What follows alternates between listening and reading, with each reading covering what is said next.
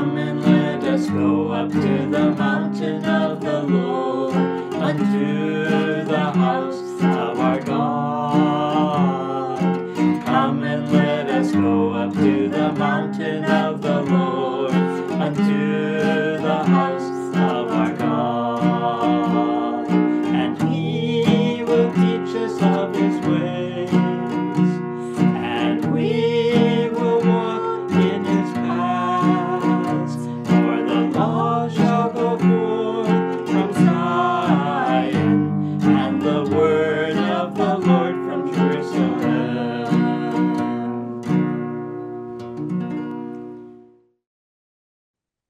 Hello, Halo, I am Pastor Betty, and I would like to bring you a message from 1 Peter 1, verse 5. saya Pendeta Betty dan saya ingin membawakan firman Tuhan dari 1 Petrus 1 ayatnya yang kelima. The message is about being ready. Firman Tuhan ini bicara tentang menjadi orang yang tersedia. We will look at 3 areas where we need to be prepared or ready. Kita akan melihat 3 hal di mana kita harus tersedia atau kita harus dipersiapkan. Number 1, we need to be ready to give a defense of our faith. Yang pertama, kita harus siap untuk mempertahankan iman kita. Number 2, we need to be ready to do every good work that God asks us to. Yang kedua, kita harus siap untuk melakukan setiap pekerjaan yang baik yang Tuhan mau kita lakukan. And number 3, last but not least, we need to be ready for the coming of our Lord and Savior, Jesus Christ. Dan yang ketiga, yang terakhir, dikatakan kita harus siap untuk kedatangan Tuhan Yesus kedua kali. So let us start by reading 1 Peter 1:5. Mari kita mulai dengan membaca dari 1 Petrus 1 ayat 5. Demikian firman Tuhan. Yaitu kamu yang dipelihara dalam kekuatan Allah karena imanmu, sementara kamu menantikan keselamatan yang telah tersedia untuk dinyatakan pada zaman akhir. So we are to be ready to be revealed in the last time. Jadi kita harus siap untuk dinyatakan di zaman akhir. And we are living in that last time right now. Dan saat ini pun kita hidup di zaman akhir itu. So we must be equipped with these things to share the gospel of Jesus Christ. Jadi kita harus diperlengkapi dengan hal ini untuk membagikan Injil Yesus Kristus. 1 Peter 3:15 tells us, 1 Petrus 3:15 berkata pada kita, 1 Petrus 3:15, tetapi kuduskanlah Kristus di dalam hatimu sebagai Tuhan, dan siap sedialah pada segala waktu untuk memberi pertanggungan jawab kepada tiap-tiap orang yang meminta pertanggungan jawab dari kamu tentang pengharapan yang ada padamu, tapi haruslah dengan lemah lembut dan hormat. so we have to be ready to defend why we believe in the Lord Jesus Christ. Jadi kita harus siap untuk mempertahankan mengapa kita percaya di dalam Yesus Kristus. There are many other world religions, Ada banyak agama-agama di dunia ini, and many people believe them. dan banyak orang yang percaya kepada mereka, And they follow them. dan mereka mengikuti agama tersebut. Many have sincere hearts, Banyak yang memiliki hati yang tulus, but these are dead religions. tapi ini adalah agama-agama yang mati. When we come into Christianity, it is a different belief. Ketika kita datang dalam kekristenan, ini adalah sistem kepercayaan yang berbeda. It is a faith in a person of the Lord Jesus Christ. Ini adalah iman di dalam pribadi Tuhan Yesus Kristus. And Christ is the center of Christianity. Dan Kristus adalah pusat kekristenan. Christianity is based on the sacrificial offering of Jesus dying on the cross for the sins of the world. Kekristenan itu berdasarkan pada pengorbanan Yesus Kristus yang telah mati di atas kayu salib untuk dosa-dosa dunia. John 3:16 says it like this. Yohanes 3:16 berkata demikian. Karena begitu besar kasih Allah akan dunia ini, sehingga ia telah mengaruniakan anaknya yang tunggal, supaya setiap orang yang percaya kepadanya tidak binasa, melainkan beroleh hidup yang kekal. God has eternal life to give mankind. Tuhan memiliki kehidupan yang kekal untuk diberikan kepada umat manusia. Life is not over when we draw our last breath. Kehidupan tidak berakhir ketika kita menghembuskan nafas yang terakhir. At that point, we either go to heaven to live with God or go to hell to live with the devil. Pada titik itu, entah kita pergi ke sorga dan hidup bersama-sama dengan Allah, atau kita masuk neraka dan hidup bersama-sama dengan iblis.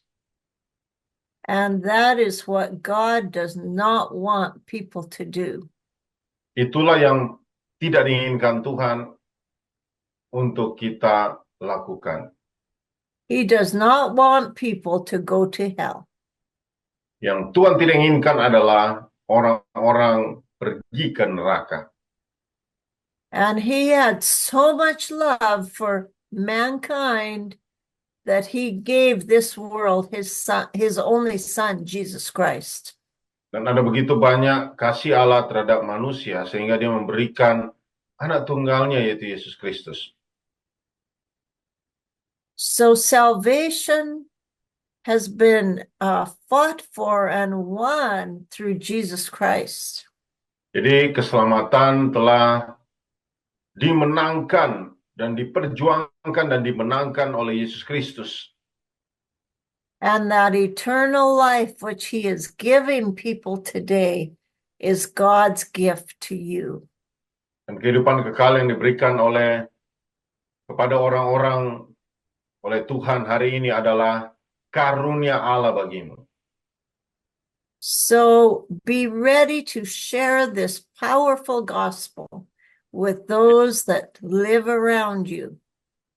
Jadi bersiaplah untuk membagikan Injil yang luar biasa ini kepada orang-orang yang ada di sekelilingmu. Because John 3:16 says that whoever believes in God's Son, Jesus, will not perish, but have eternal life. Karena dalam Yohanes 3:16 dikatakan, barang siapa yang percaya pada anak tunggal Allah yaitu Yesus Kristus, mereka tidak binasa tetapi hidup kekal. So our belief is centered in the Lord Jesus Christ. Jadi kepercayaan kita berpusat kepada Tuhan Yesus Kristus And God's love. dan kasih Allah. So to give that defense, we have to prepare our hearts. Jadi untuk memberikan pembelaan, mempertahankan iman kita, kita harus mempersiapkan hati kita. And we need to share our testimony of how we came to know Jesus as our Lord and Savior. Dan kita perlu memberikan kesaksian bagaimana kita datang kepada Tuhan sebagai juru selamat kita. Because our God is a personal God. Sebab Allah kita adalah Allah yang datang secara pribadi. And he calls each one of us individually. Dan dia memanggil setiap kita secara pribadi. And he meets each one of us individually. Dan dia berjumpa dengan kita secara pribadi. And he comes and he shows us the way of eternal life. Dia datang dan menunjukkan kepada kita kehidupan yang kekal. When we share our testimony, we must do it with an attitude of meekness and fear. Waktu kita membagikan kesaksian kita harus melakukan dengan sikap lemah lembutan dan rasa takut dan hormat. Because it is not of anything of us that we have received this gift. Sebab bukan dari kita menerima anugerah tersebut. And we need to offer it to people in a gentle manner that they can realize this gift is for them. Kita perlu menyatakan kepada orang lain bagaimana kita menerima, bagaimana mereka mengenal, menyadari, menerima anugerah tersebut. Caranya bagaimana? So the second thing that we have to be ready to do is we have to be ready to do every good work. Hal yang kedua yang harus siap kita lakukan adalah melakukan pekerjaan yang baik. In Titus 3:1 we read, Dalam Titus pasal 3 ayat 1 kita baca, ingatkanlah mereka supaya mereka tunduk pada pemerintah dan orang-orang yang berkuasa, taat dan siap untuk melakukan setiap pekerjaan yang baik. so it doesn't just tell us that we're to obey those who are good or kind to us. Jadi dikatakan Alkitab, kita bukan hanya melakukan apa yang baik bagi diri kita sendiri, But we are to obey those who have rulership over us. tapi kita harus mentaati mereka yang memerintah atas kita. Might not believe what they believe, Mungkin kita tidak percaya apa yang mereka percayai, but we are to respect them. tapi kita harus menghormatinya, menghargainya. And we are to be peaceable in our lifestyle. Dan kita harus ada damai dalam gaya hidup kita. And it says to be ready to every good work. Dan dikatakan untuk siap dalam setiap pekerjaan yang baik. So then by you doing good works, you are an example of Jesus. Jadi dengan saudara melakukan pekerjaan yang baik, kau menjadi contoh untuk Yesus. And Jesus' love can shine through your life. Jadi kasih Yesus bisa mengalir lewat kehidupan. And you can show those around you that there is a better way to live. Dan saudara bisa menunjukkan kepada orang di sekelilingmu bahwa ada cara yang lebih baik untuk hidup. Than following the ways of the world. Pada mengikuti jalan-jalan dunia. You are following the commands of the Lord. Saudara mengikuti perintah Tuhan. And you are doing good to those around you. Dan saudara melakukan yang baik bagi orang-orang di sekelilingmu. Titus 3 verse 8.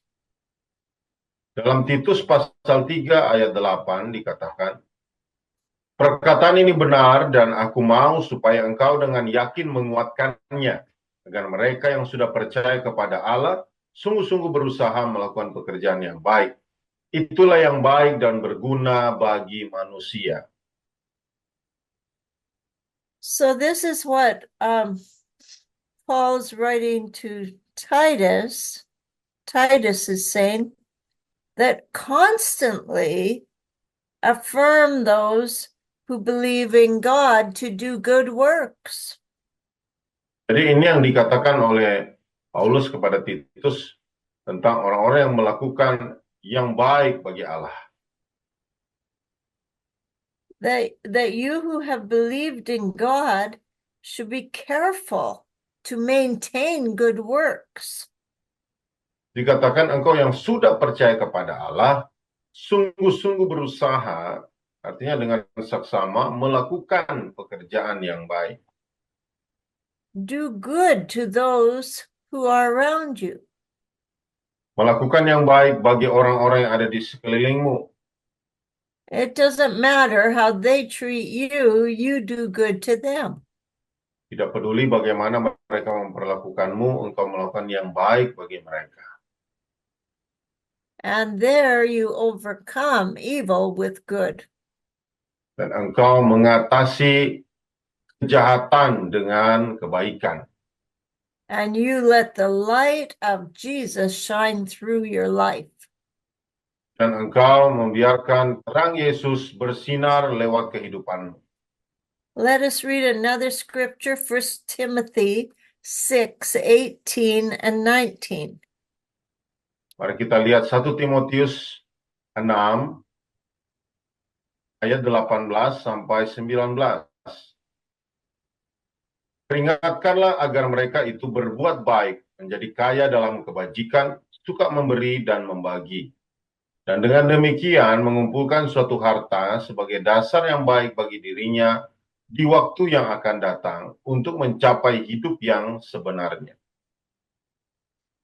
So, receiving Christ's salvation is not done by our works. Jadi dengan menerima keselamatan dari Kristus, itu bukan karena perbuatan kita. But when we receive his salvation, we will do good works. Tapi ketika kita telah menerima keselamatannya, kita pasti melakukan perbuatan yang baik. And we are instructed here not only to do good, but to be rich in good works. Dan di sini kita diingatkan bukan hanya berbuat baik, tapi kaya dalam kebajikan.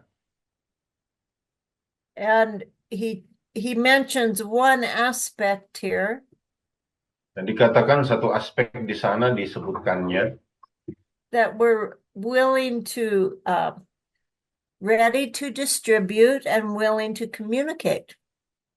dikatakan suka memberi dan membagi. To be ready to distribute is to share material goods with others.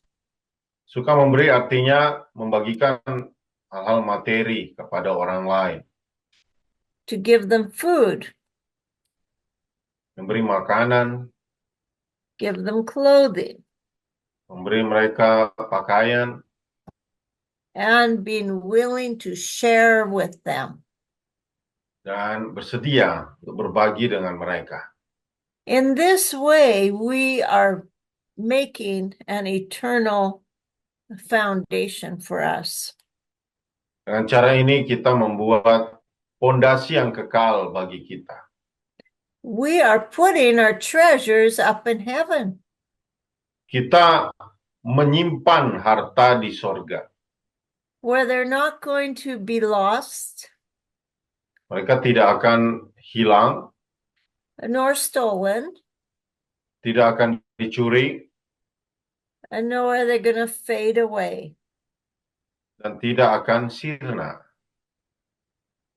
So are we living for now, or are we living for eternal values?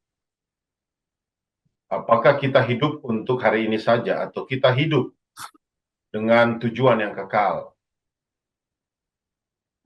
Paul wrote in Romans 1:15, "For as much as is in me, I'm ready to preach the gospel to you who are at Rome also." Paulus menulis dalam Roma 1:15, itulah sebabnya aku ingin untuk memberitakan Injil kepada kamu juga yang diam di Roma. So Paul was ready to go to Rome. Jadi Paulus siap ke Roma, And he was ready to preach the gospel to them there. Dan dia siap memberitakan Injil bagi mereka yang ada di sana. even though it would cost him his life. Sekalipun itu akan mengorbankan nyawanya. So the third point is that we are to be ready for the coming of the Lord. Jadi poin yang ketiga adalah kita harus siap untuk kedatangan Tuhan. Let us read Revelation 19:7. Mari kita baca Wahyu pasal 19 ayatnya yang ke-10. Maksudnya Wahyu 19 ayat 7. Demikian firman Tuhan. Marilah kita bersukacita dan bersorak-sorai dan memuliakan Dia, karena hari perkawinan anak domba telah tiba dan pengantinnya telah siap sedia. So God's wife here is the bride of Christ. Jadi dikatakan bahwa pasangan atau pengantin Kristus adalah gereja Tuhan. And it says she, the church of Jesus Christ, his bride, has made herself ready. Dikatakan pengantin, yaitu gereja Tuhan Yesus, telah siap sedia. We know that many preparations are in place to get married. Dikatakan bahwa kita lagi dipersiapkan untuk hari perkawinan anak domba. So how much more do we have to prepare for God's wedding? Jadi berapa lama kita harus mempersiapkan diri untuk pernikahan anak domba? We are called the bride, Kita disebut sebagai pengantin, but we need to get ready for our bridegroom. tapi kita harus siap untuk menyambut pasangan kita. And though things don't look happy in the world around us, God wants us to be glad and rejoice. Sekalipun sekeliling kita tidak kelihatan penuh sukacita dan kelihatan buruk, tapi yang diinginkan Tuhan adalah kita tetap bersukacita.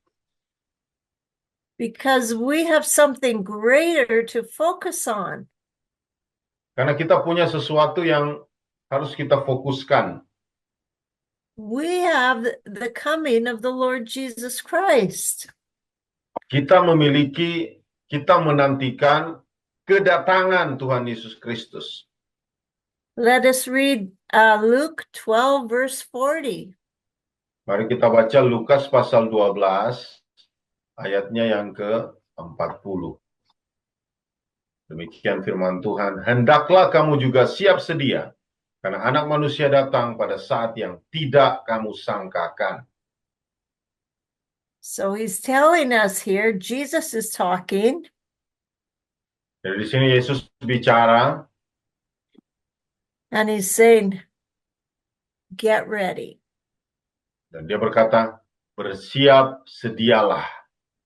Because the Son of Man comes at a time when you're not thinking about it. Karena anak manusia datang pada waktu engkau tidak pikirkan, tidak sangkakan. So how many times every day do you think about Jesus coming back for you? Jadi berapa kali setiap hari engkau pikir, oh Yesus akan datang kepadamu. Matthew 24:44, let's read that too. Matius pasal 24 ayat 44, mari kita baca. Sebab itu, hendaklah kamu juga siap sedia, karena anak manusia datang pada saat yang tidak kamu duga. So the Lord is going to come at a time when we're not thinking about it. Jadi Tuhan datang pada saat yang tidak kita duga. And we don't know what minute that's going to be. Dan kita tidak tahu di menit keberapa itu akan terjadi. Because when he comes, it's going to be like a flash of lightning. Ketika dia datang, kata firman Tuhan, itu seperti kilatan cahaya petir. And you know, lightning can come and go, and you didn't even realize it was coming. Atau petir itu bisa datang dan pergi tanpa engkau duga.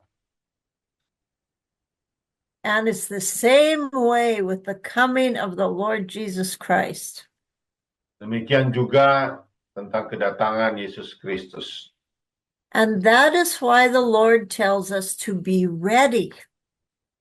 Makanya Tuhan suruh kita untuk siap. Our concluding scripture is Matthew 22, 8 and 9. Ayat yang menjadi kesimpulan adalah Matius pasal 22 ayat 8 dan 9. Sesudah itu ia berkata kepada hamba-hambanya, perjamuan kawin telah tersedia, tetapi orang-orang yang diundang tadi tidak layak untuk itu. Sebab itu pergilah ke persimpangan-persimpangan jalan dan undanglah setiap orang yang kamu jumpai di sana ke perjamuan kawin itu. And you know, in the church, we can get so used to the gospel that we fall asleep. Dan kita lihat di gereja, kadang-kadang orang sangat terbiasa dengan mendengarkan firman Tuhan atau Injil sampai ketiduran, saudara. We just think, well, I've heard that before. Kita mungkin berpikir, oh saya sudah mendengar itu sebelumnya. But we're not thinking about Jesus coming back. Tapi kita tidak berpikir tentang kedatangan Yesus. And we're not thinking about being ready for him. Dan kita tidak berpikir tentang siap bagi Yesus. Or we would be living a lot different than we are.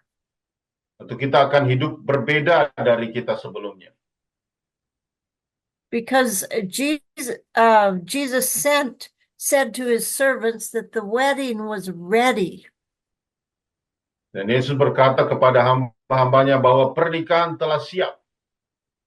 But the ones that were invited weren't listening. They weren't attentive. They didn't come. Mereka yang diundang tidak mendengarkan. Mereka tidak mau untuk datang. And that is why Jesus said, just go out. Go out into the highways and byways and just bring everyone that is willing and hungry and thirsty, bring them in. Makanya Yesus berkata, keluarlah ke jalan-jalan dan kumpulkanlah orang-orang yang baik dan bawa mereka semua. Bring them in because the wedding feast is ready and God wants his house full. Bawalah mereka karena pernikahan anak domba telah siap. Dan Tuhan mau ruangannya penuh. He wants his house full of people. Tuhan mau ruangannya penuh dengan orang-orang. He wants everyone to taste and see that the Lord is good. Dia mau setiap orang mengecap dan melihat tentang kebaikan Tuhan. He wants to save every person from an eternal hell. Dia mau menyelamatkan semua orang dari neraka yang kekal. He wants every person on earth to live with him in heaven forever. Dia mau setiap orang di dunia untuk hidup bersama dia di surga untuk selama-lamanya. So it is your and my privilege and duty to share our testimony with those about us. Jadi merupakan tugas saudara dan saya untuk mempersiapkan kesaksian tentang hidup kita.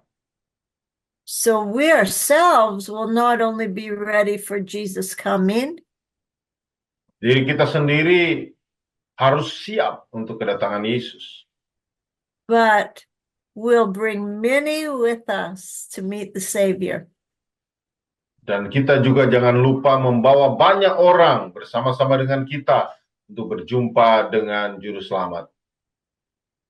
God bless you as you go out today and are a blessing to the souls around you. Tuhan memberkati saudara saat engkau menjalani hidupmu hari ini dan menjadi berkat bagi jiwa-jiwa yang ada di sekeliling. And if you don't know Jesus today, come and receive him as your Lord and Savior. Dan jika engkau belum mengenal Yesus hari ini, datanglah dan terimalah Dia sebagai Tuhan dan Juru Selamatmu. God bless you. Tuhan memberkati saudara. Come and let us go up to the mountain